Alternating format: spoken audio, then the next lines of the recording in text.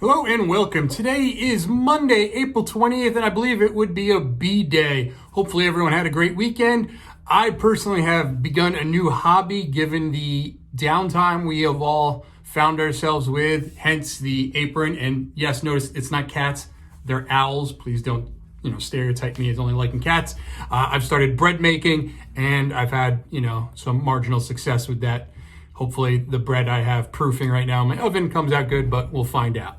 For today's video, I want to talk about a skill and some steps for that I think, is incredibly useful given our current situation, both in the world and in our country. And it ties directly to something I am asking my students to do this week, which is to solve a problem.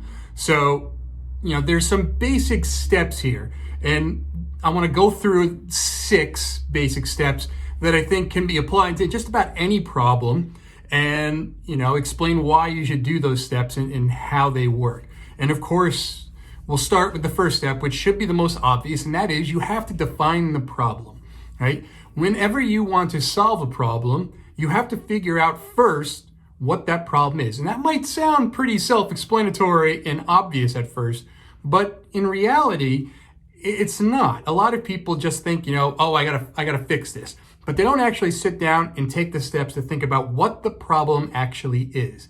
And in doing that simple step, it'll really help you focus on, what you have to do to solve it. A lot of times when a person comes across something that is an issue for them or a problem, if they just stopped and carefully identified, think about what that problem is, they might find a solution right away in just identifying what that problem is, right? So I'll go back to my bread making task.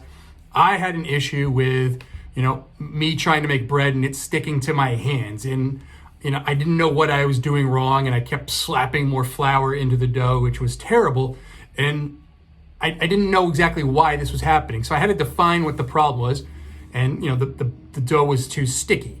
So when I researched it, I found out that it's just a matter of you have to knead the dough more. And as you knead it more, it builds up the glutens, which actually makes the dough less sticky.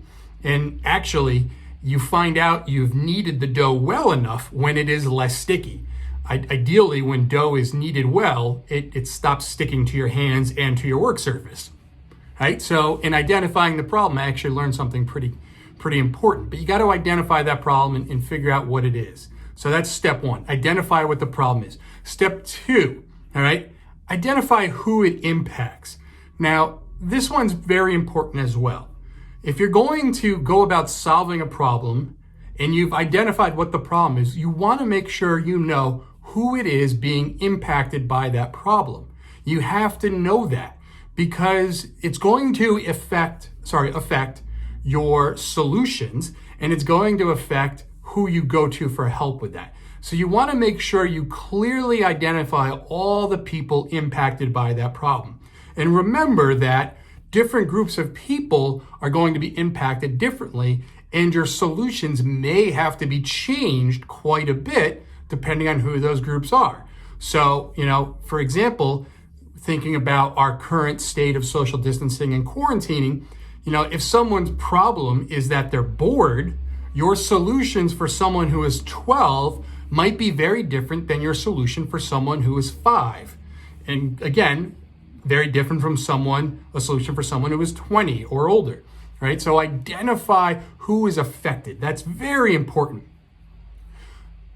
Step 3, identify or determine what person or groups of people have power to help or impact the problem and the solution. And again, this is another one of those major steps. And typically, this is the big breakdown factor for when people are successful or unsuccessful in terms of solving a problem. It's that really important skill that prevents a lot of people long-term from solving problems and being successful, right? Because they don't have that knowledge or understanding of what groups or people they need to go to in order to solve a problem. So in exploring that third step, figuring out who has that power, you really empower yourself. And I can't stress this enough, particularly with students, right? You see this a lot in schools where a student is upset about some aspect of policy or something that's going on in a school. And maybe they complain to a teacher when the teacher has no direct control over that policy. Or they go to perhaps like a guidance counselor for something that isn't directly related to that guidance counselor's ability to impact, right? You have to think about that and plan how you approach that person or group of people, so that you can be effective with that. I can't stress this enough. Understanding the groups or people who have the power to impact the problem or solve it, that's the most important step in a lot of ways to successfully resolving an issue. And again, I want to say this repeatedly, it's really the breakdown for people who become really successful. That skill of knowing who to go to solve problems or to get what you need to be successful really is that missing step for a lot of people. And I know when I was younger and, I lived in poverty, I didn't know who I could go to for help, and that caused some issues for me. And it wasn't until I was much older that I started to understand that and figure out what groups I needed to reach out to for help. And, talking to people throughout the years and learning those different groups, we call that networking as we get older. That's an important thing to understand. So definitely for number 3, determining who you can go to for help is important to understand. 4, now this is where it actually starts to get difficult in terms of critical thinking. Propose a solution. You have to hypothesize or form a theory to how to solve the problem, right? And taking the previous 3 steps into consideration, right? You know what the problem is, you know who it's impacting, and you know what groups that you have to go to solve it. Put those 3 things together and try to work on a solution that could help solve the problem, resolve the issue, right? So you put forth a solution, a proposal to solve the problem, right? Now, that in itself creates a new issue you want to address. And you got to be very careful with this next step, step 5.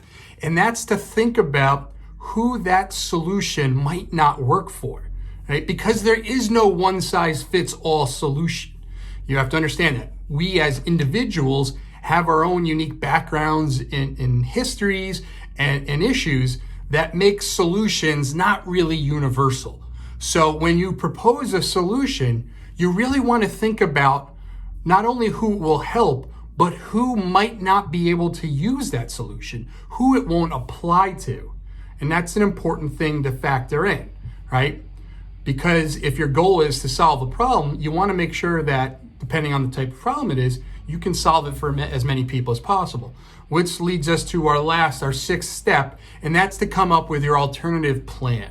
Now, that's twofold, right? If your first proposal doesn't work, and the second way is for the people who the first plan doesn't work for. Your alternative plan, this is your plan B, right? So you want to come up with a backup plan. One that, in case your first plan doesn't work, or that alternate plan for that group of people you have identified in step 5 that your plan doesn't really work for. So those are my 6 steps for trying to solve a problem. They'll work for the assignment I've assigned for my students, but I think they work for just about anything, right? Regardless of the topic. Think about problems you're having right now. Think about, some issues you're facing and try to brainstorm a problem using this 6-step method and see what you come up with. See if you can actually put it into play with the limited resources you might have, given that you have to stay inside or be socially distant.